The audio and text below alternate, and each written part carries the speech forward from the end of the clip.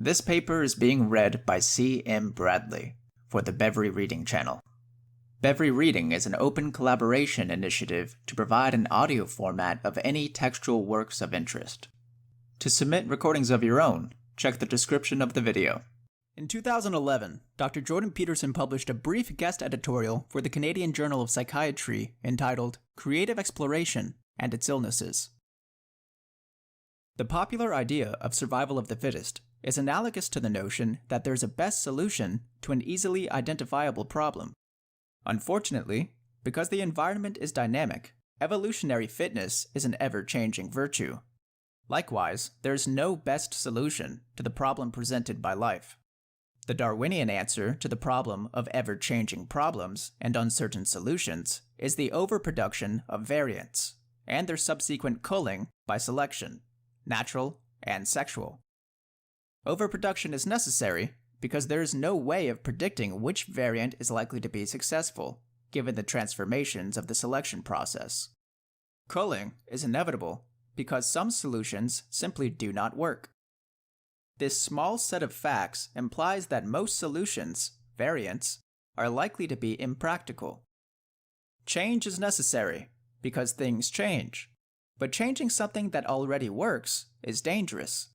Indeed, most non-coding DNA mutations are harmful or, at best, neutral. Only a tiny fraction of mutations produce phenotypic variants that are more, rather than less, adapted to the environment in which they emerge. Human beings have modified the basic laws of evolutionary transformation through the emergent power of abstraction.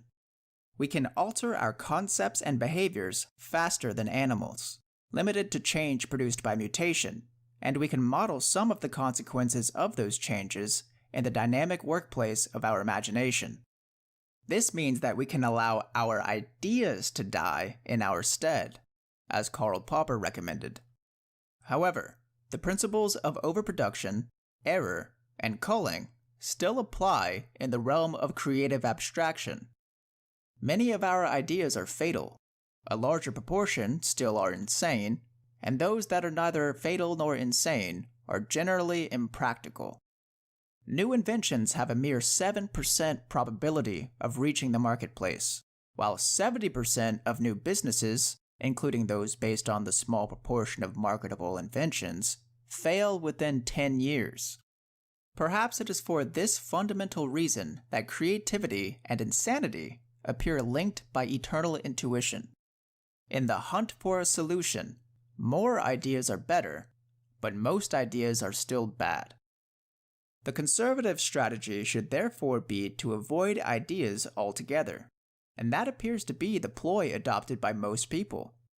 Katz estimates that only 1.5% of workers aspire to self-employment. Many people appear neither intelligent nor open enough to be genuinely creative, and only a small proportion of those few who are also manifest enough discipline and emotional stability to see their ideas realized. The typical best strategy, therefore, is to do whatever everyone else does. This is what animals do, and it generally works. Nonetheless, stasis also presents its dangers. In the kingdom of nature, the Red Queen, it is necessary to run as fast as possible just to stay in the same place, and twice that fast to get anywhere else. Because situations change, creativity is necessary and valued, despite its dangers. Where do new ideas come from? Who generates them and how? Human beings are constrained and low-capacity processors. Our perceptions are necessarily low-resolution representations of an almost infinitely high-resolution reality. Likewise, our concepts are mere shadows of our perceptions. The informational array that constantly presents itself to us can be simplified, for pragmatic purposes, just as a low-resolution photograph can stand as a substitute for a high-resolution photograph, which can in turn stand as a substitute for the thing it represents. Thus, the same thing in itself can be perceived in many different ways, none of which are necessarily more or less accurate than any other, except insofar as they serve, or fail to serve, some motivated purpose. This means that the real object always contains additional information, available to the imaginative or diligent searcher. Our ideas, lacking one-to-one correspondence with the world they represent, instead serve primarily pragmatic purposes. We wish to live, and to gratify our desires while doing so. The fundamental constraint placed on ideation is therefore functional utility. Can we get from a less desirable point A to a more desirable point B using our simplified representations of the world? If so, those representations are good enough.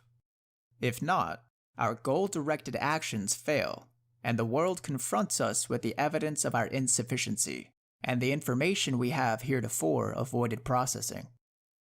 This confrontation can be frightening. As Dr. Alice W. Flaherty points out in her In Review article in this issue, on the neurological structure and function underlying creative human response to novelty. The emergence of the unexpected is rapidly equated with danger by specialized brain systems, including the hippocampus, amygdala, anterior cingulate cortex, and the reticular activating system. When plans fail, it is best to first be cautious. The limbic and cortical novelty detection systems therefore bring ongoing goal-directed behavior to a halt when the unexpected emerges, disinhibiting the production of negative emotion, anxiety, shame, guilt, and emotional pain. If nothing additionally unexpected or negative occurs in the aftermath of the first failure, then protective negative emotion begins to recede, and the dopaminergic psychomotor exploratory systems, with their origin in the hypothalamus, begin to govern perception and behavior. The emergence of the unexpected is dangerous, but promising. Pragmatic failure means that there was more to the thing in itself than originally suspected. The unmapped portion of that thing may pose a threat, but may also offer possibility for the expansion of competence. Exploration generates the new information from which new possibilities are born. Under normal conditions, the thing in itself is hidden from us by our habitual patterns of perception and conception.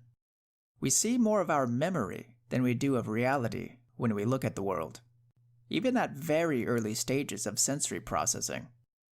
Our perceptions are gated at the thalamic level by our goals and presuppositions. However, as Dr. Shelley H. Carson points out in her In Review article in this issue, there are more important individual differences in the degree of that gating. Creative people appear to have lower levels of latent inhibition. This may mean that they perceive more of the complex thing in itself and less of their own preconceptions than people who are less creative. Latent inhibition can be reduced by dopaminergic agonists, or perhaps by stress, which is also associated with dopaminergic release and hypothalamic pituitary adrenal axis activation. Increased dopaminergic activity is also associated with increased positive emotion, energy, associational fluency, and exploration. All of these phenomena can be transformed into creative production. The risk, once again, is the false positive. The erroneous pattern recognition and pathological hyperassociativity typical of characteristic of mania and schizophrenia, and the impulsivity associated with incentive motivation. Therefore, Dr. Carson points out, the possibilities of increased perception may have to be checked by higher than average levels of intelligence. Increased information flow through can certainly increase the probability that a new idea is generated. Critical intelligence serves the role of selection, by proxy, putting new ideas to the test, exposing the assumptions of those ideas to a series of different imaginary situations or verbal challenges. Only the survivors get to propagate to the world itself. Failure of an idea in imagination thus results in disappointment, not death. The perceptual, cognitive, emotional, and behavioral aberrations of psychosis, schizophrenic or manic, can be productively regarded as illnesses of the process of creative exploration. The same logic applies to impulsivity, associated inextricably with positive emotion. The hypothalamic dopaminergic system is archaic and powerful. It appears evolutionarily older than the neural systems that govern anxiety, perhaps as old as those that govern pain. It is responsible for all new learning, when error reveals the real world, looking underneath our perceptual and cognitive presuppositions. Hypomania facilitates rapidity of thought and grants the affected person superhuman energy for the pursuit of possibility, but increases impulsivity and fractures thought as it gains momentum. Schizophrenia appears perhaps to result from the generation of multiple causal theories, verbal and nonverbal, during or in the aftermath of severe psychosocial stress, paired with insufficient cognitive capacity to distinguish the bad causal accounts from the good. Nothing positive in life emerges without its costs. The increased flexibility of the human brain, a consequence of the evolutionarily rapid cortical expansion, has made us hypercreative and exploratory.